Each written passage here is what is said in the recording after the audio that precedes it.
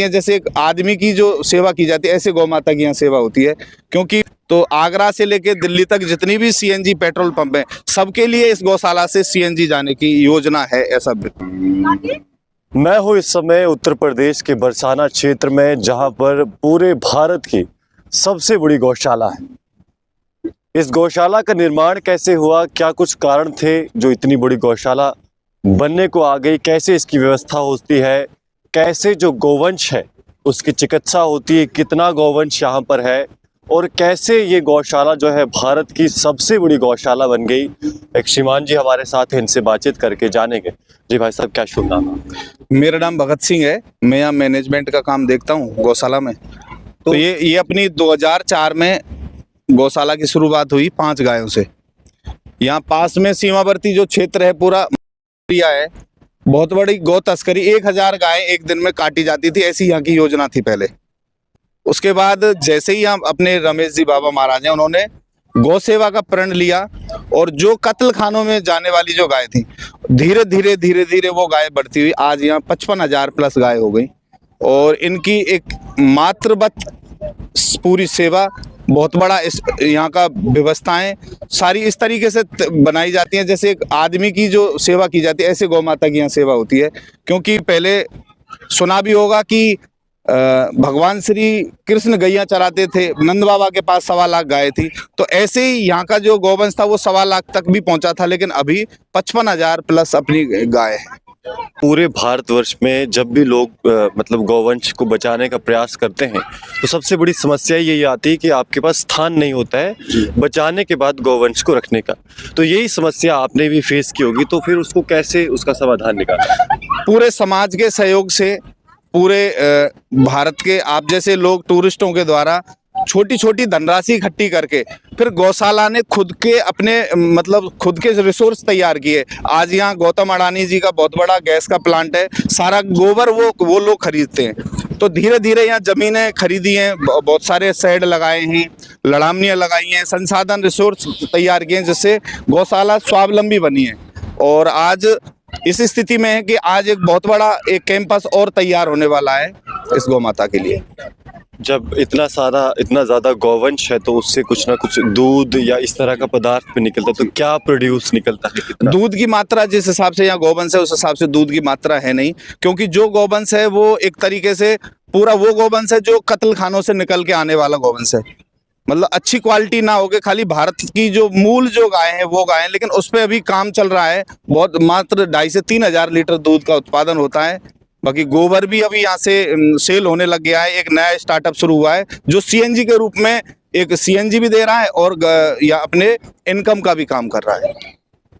भारत भर से जब लोग देखते हैं तो उनमें यही परेशानी, मैं एक बार फिर से पूछूंगा कि गौवंश को लेकर गौशाला कैसी बनाई जाए, शुरुआत कैसे की जाए, क्योंकि यही सबसे बड़ा चैलेंज है। गौवंश बचाना तो है पर गौशाला बनाई कैसे जाए, तो आप थोड़ा सा अगर बताएंगे कि क्या कुछ चैलेंजेस फेस करते हैं और उनका समाधान क्या है? अभी यहाँ के जो सबसे बड़े चैलेंज थे, इसकी कोई प्लानिंग नहीं थी कि इतनी बड़ी गौशाला डेवलप करनी है। ये तो जैसे जैसे गाय आती गई वैसे वैसे गाय अपना क्या है, ये जो गौशाला का स्वरूप है वो लगातार बढ़ता चला गया।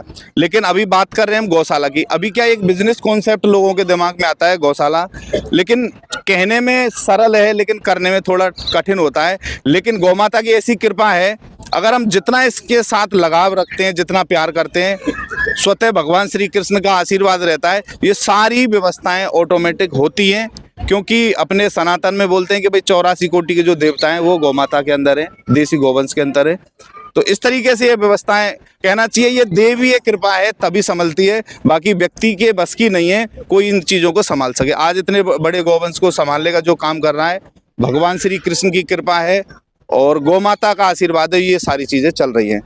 बाकी थोड़ा अब बहुत सारी चीज़ें जो हम वर्गीकरण के आधार पे अच्छी गौवंश को ब्रीड तैयार करके अभी यहाँ बहुत सारे बुल तैयार किए गए हैं, जिससे क्या है एक नया युवा भी इस तरफ काम करने के लिए उत्साही हो रहे हैं। तो एक तरीके से साइंटिफिकली भी अगर हम काम करें तो इसमें बहुत सारा हम मतलब अच्छी इनकम भी कर सकते हैं और गौवंश को बचा भी सकते हैं। कितने लोग यहाँ पर काम कर रहे हैं, क्योंकि इतनी बड़ी गौशाला? अभी यहाँ लगभग 450 एम्प्लॉय वर्किंग करते हैं। पूरा काम मशीनरी से होता है। अभी गौतम अडानी जी का प्लांट भी यहाँ चला हुआ है, उसमें भी लगभग 300 प्लस लेबर काम कर रही है। तो लगभग ऐसे करके और इसके अलावा कई और भी प्रोजेक्ट, लगभग 1000 लोगों का यहाँ ऐसा एक ग्रुप है जो गौशाला को संभालने का काम इनमें कर रहा है। कितने लोग ऐसे हैं जो मुफ्त सेवा दे रहे हैं या फिर वो एक बहुत बड़ा ग्रुप है ये। बहुत ज्यादा यहाँ सैलरियां नहीं है किसी की। हर किसी की मानसिकता यही होती है हम गौ माता की सेवा करें, और उसी के बेस पे एक नाम मात्र का मानदेय के रूप में एक उनको धनराशि दी जाती है।